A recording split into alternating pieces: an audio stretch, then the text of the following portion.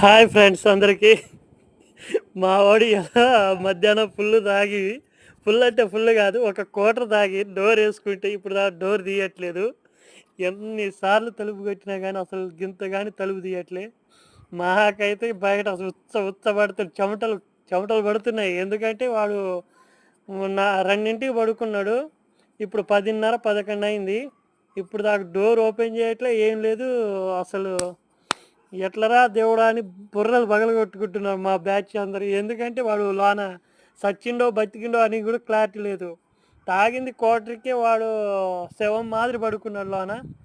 ఏ కిటికీలోంచి చూసినా, ఎటు నుంచి చూసినా వాడు అసలు గింతగాని కంటికి కూడా కనబడడం లేదు. ఏం చేయాలరా భగవంతుడు అనిపిస్తుంది. ఉన్నది ఒకటే డోరు. మావాడిగా మా ఫ్రెండ్ గారు అయితే వాటర్ తాగెత్తుండే అసలు ఏం చేయాలని. వాడు తాగి మా వాళ్ళకి ఇవాళ నేను కూడా లేను అసలు. నేను ఫీల్డ్లో ఉన్నా. మా వాళ్ళు తాగిన మొత్తం దిగిపోయింది అంటున్నారు. ఏం చేద్దాం అని మా అన్నయ్యగో పక్కన మా అన్న కూర్చుని ఉన్నాడు.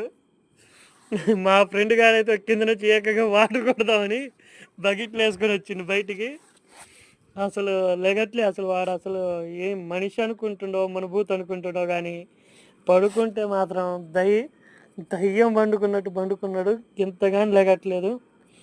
ఇప్పుడు 6 కాడ నుంచి మేము డోర్ కొట్టడం స్టార్ట్ చేస్తుంటే ఇప్పుడు దాకా లెగట్లేదు. నా ఇటాటి చేసి నా పక్క మీదకి వచ్చింది లేసరు. నా పక్క కూడా తీపిచ్చేశారు. ఒక్క నిమిషం ఆగండి ఫ్రెండ్స్, నేను అవతల రూమ్లో దుప్పట్లు పడేసి వస్తాను.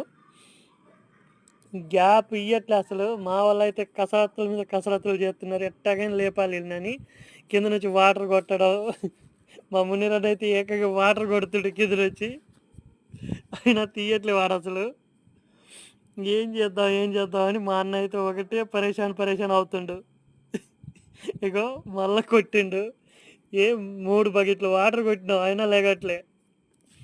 ఇప్పుడు చిన్నగా మా అన్న అయితే చిన్నగా కాలుతో నిడతాడు.